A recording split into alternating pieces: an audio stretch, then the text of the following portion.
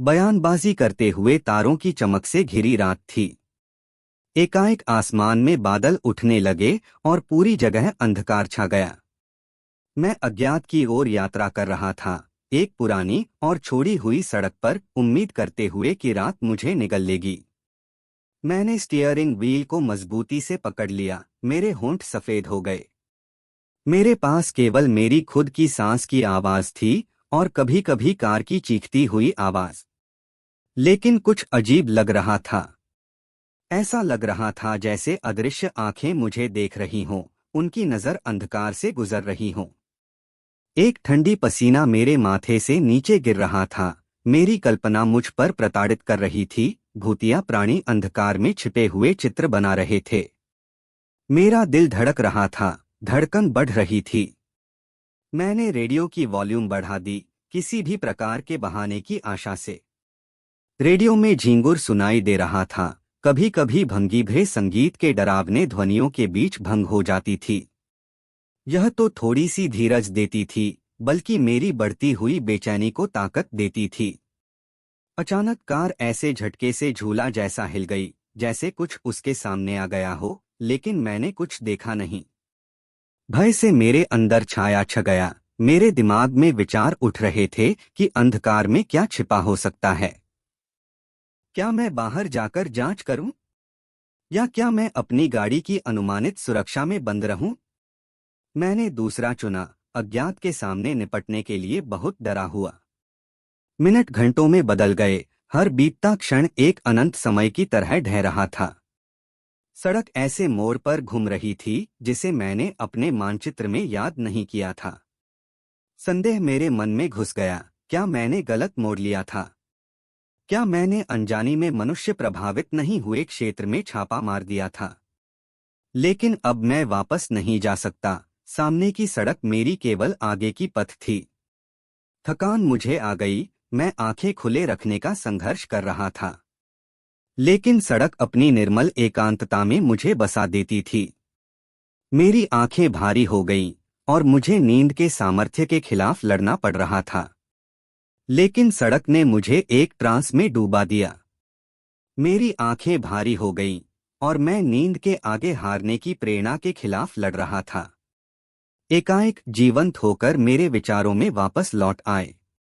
रास्ता मुझे पूर्णतः अज्ञात था, जैसे मैंने अपने मानचित्र में नहीं देखा था। शक्ति का अनुमान मेरे मन में घुस गया, क्या मैंने गलत फेर लिया था? क्या मैं अंतरिक्ष के दोस्तों के साथ छिपे हुए क्षेत्र में आ गया था? लेकिन अब मैं वापस नहीं जा सकता। सामने की सड़क मेरी केवल आगे की पथ थी। थकान मुझे घेर रही थी। मैं आंखें खुले रखने का प्रयास कर रहा था, लेकिन सड़क मेरे विचारों को लगातार ढाल रही थी।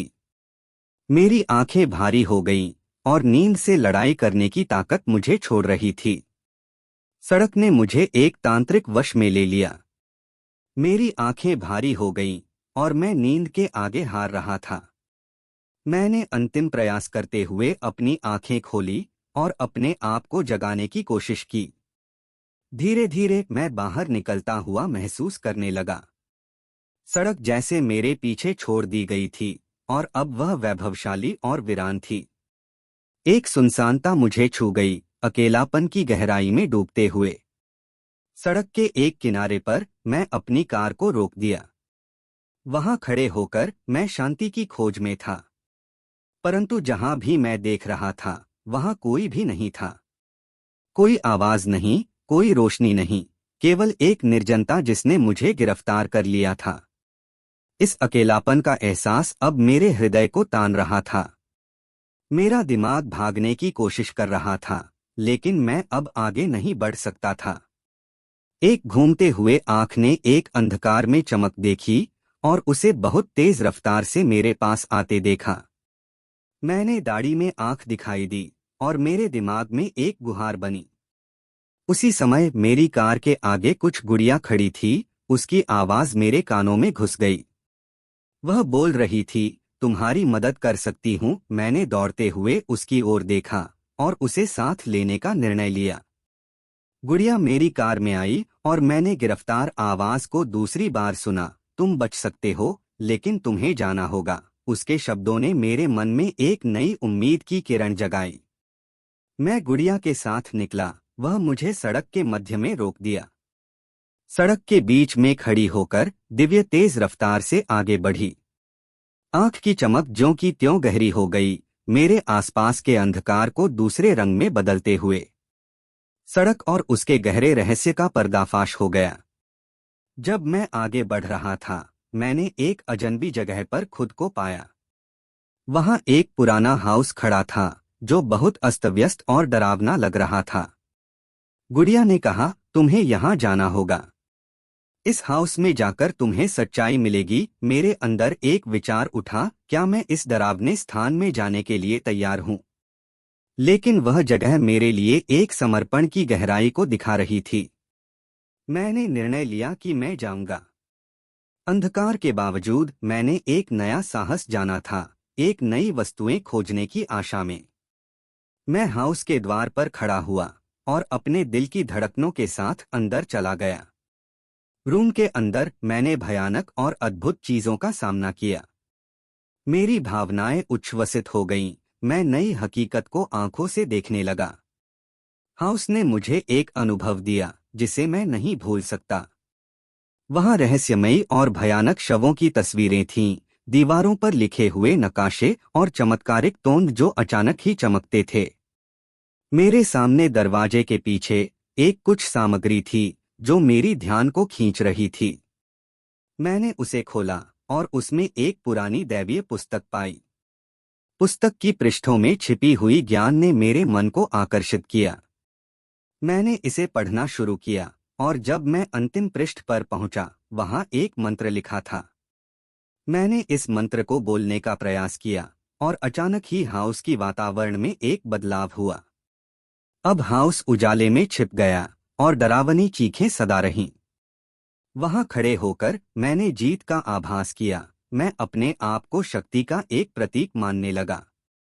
उस समय सड़क की आवाज वापस आई, तुम जीवित हो, तुम यहाँ से बाहर निकल सकते हो। मैं बाहर निकला, सड़क के बावजूद और अपने नए अनुभवों से भरी हुई हार को पीछे छोड़ दिया। मेरी कार अभी भी वहीं पर खड़ी थी, लेकिन उसकी रंगत बदल गई थी।